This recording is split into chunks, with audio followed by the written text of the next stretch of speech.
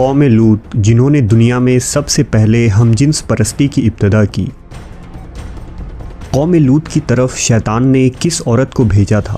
اس عورت نے ایسا کیا کیا جس سے قوم لوط کی عورتیں بھی ایک نئے گناہ میں مبتلا ہو گئیں؟ لاقیس کون تھی اور اس نے قوم لوط کی عورتوں کو کیا سکھایا تھا؟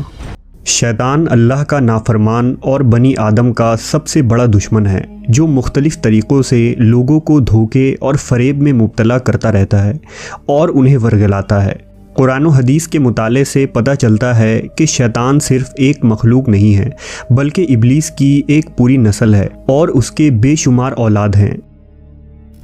قرآن مجید میں شیطانی ذریت کا ذکر ملتا ہے جو شیطان کے چیلے اور اس کے کاموں میں اس کے مددگار اور معاون ہیں۔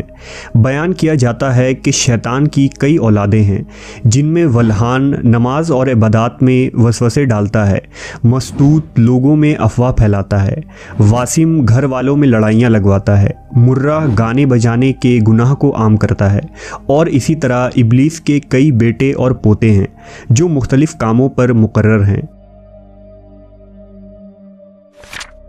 شیطان کی ان اولادوں اور ذریت میں ایک نام لاقیس کا ہے۔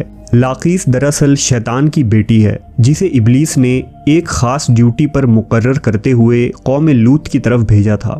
قوم لوط دراصل تاریخ کی ایک طاقتور اور مالدار قوم تھی جو اردن کے علاقے میں آباد تھے۔ یہاں سرسبز و شاداب وادیاں تھیں جن میں سدوم اور عمورہ کے نام سے دو علاقے آباد تھے۔ ابلیس نے اہل سدوم کو اس طرح گمراہ کیا کہ شیطان ایک دن انسان کی صورت میں سدوم کے لوگوں کے پاس آیا اور اس نے ان لوگوں کو آپس میں ہی مردوں میں شہوت کرنا سکھایا۔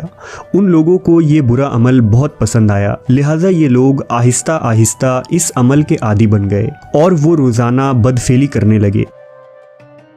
یہاں تک کہ اگر کوئی مسافر سدوم کے علاقے سے گزرتا تو یہ لوگ ان مسافر مردوں کو بھی پکڑ لیتے اور انہیں اپنا شکار بنا لیتے۔ وقت گزرنے کے ساتھ یہ لوگ اس گمراہی کے گڈھے میں گرتے چلے گئے اور یہ لوگ عورتوں کے بجائے مردوں اور لڑکوں سے زنا کرنے لگے اور عورتوں کی طرف انہیں کوئی رغبت نہ رہا، اور کھلے عام اس عمل کو شہر کے چوک چوراہوں پر کیا جاتا تھا۔ ان کی ہر محفل میں مردوں کا رقص اور ان کے ساتھ عیاشی و زنا کرنا ان کا دستور بن چکا تھا۔ اللہ نے ان کی طرف اپنے بندے اور نبی حضرت لوط علیہ السلام کو بھیجا، جنہوں نے اہل سدوم کو اس گندے عمل سے توبہ کرنے کو کہا اور فرمایا، کیا تم لوگ وہ بے حیائی کرتے ہو جو تم سے پہلے اس زمین پر کسی نے نہیں کیا ہے؟ تم مردوں کے پاس جا کر اپنی خواہش پوری کرتے ہو اور اپنی عورتوں کو چھوڑ دیتے ہو۔ تم لوگ حد سے گزر چکے ہو۔ لیکن قوم لوط پر ان واعظ و نصیحت کا کوئی اثر نہ ہوا، بلکہ وہ الٹا لوط علیہ السلام کے خلاف ہو گئے اور انہیں مجبور کرنے لگے کہ تم اتنے ہی نیک اور پاک ہو تو اس بستی سے نکل جاؤ۔ اہل سدوم کا مردوں سے زنا کرنا اور بدفعلی صرف ایک گناہ ہی نہیں تھا، بلکہ اس عمل سے وہ خدا کے بنائے ہوئے خاندانی نظام کو تباہ و برباد کر رہے تھے اور ایسے سنگین جرم کی ابتدا کر چکے تھے جس سے افزائش نسل کا پورا قدرتی نظام برباد ہو رہا تھا۔ بہرحال جب قوم لوط کے مردوں نے اپنی عورتوں سے قربت کرنا اور ان سے اپنی خواہش پوری کرنا چھوڑ دیا تو ابلیس کے لیے یہ ایک سنہرا موقع تھا کہ وہ اس قوم میں ایک اور نئے گناہ کی ابتدا کرے۔ لہذا ابلیس لعین نے اپنی بیٹی جس کا نام لاقیس تھا اسے اہل سدوم کی طرف بھیجا۔ لاقیس جنات اور شیاطین میں سب سے زیادہ حسین و جمیل اور خوبصورت تھی۔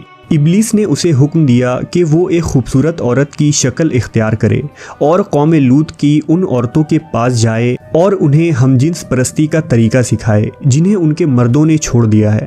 لہٰذا لاقیس ایک خوبصورت عورت کی صورت میں ان عورتوں کے پاس آئی اور ان کے پاس آ کر کہنے لگی، میں تباہ و برباد ہو گئی کہ میرا شوہر مجھے چھوڑ کر ایک نوجوان مرد کے ساتھ بدفعلی کرتا ہے، لہٰذا اب میری جوانی اور میرا حسن سب کچھ تباہ و برباد ہو گیا اور سب یوں ہی رائے گا چلا جائے گا۔ یہ سن کر قوم لوط کی دیگر عورتیں بھی واویلا کرنے لگیں اور اپنے شوہروں کو برا بھلا کہنے لگیں۔ پھر لاقیس نے ان عورتوں سے کہا، ہم بھی ان مردوں سے بے نیاز ہو جائیں گے اور ان کی طرف رغبت نہ کریں گے جس طرح سے وہ ہم سے بے نیاز ہو چکے ہیں۔ ہم سب کو ان مردوں کی کوئی ضرورت نہیں، ہم اپنی خواہشات کو آپس میں ہی پورا کر سکتے ہیں۔ اس پر ان عورتوں نے لاقیس سے پوچھا کہ وہ کیسے، لہٰذا لاقیس قوم لوط کی ایک رئیس اور خوبصورت عورت کے پاس آئی اور اس کے ساتھ بدفعلی کی اور ان عورتوں کو عورتوں سے ہم جنس پرستی کا شیطانی طریقہ سکھایا۔ اس رئیس عورت کو یہ عمل بہت پسند آیا، لہٰذا وہ عورت سدوم اور عمورہ کے دوسری عورتوں کے پاس گئی اور ان سب کو بھی اس طرح کرنے کو کہا، اور عورتوں کے درمیان ہم جنس پرستی کے اس طریقے کا آغاز ہوا۔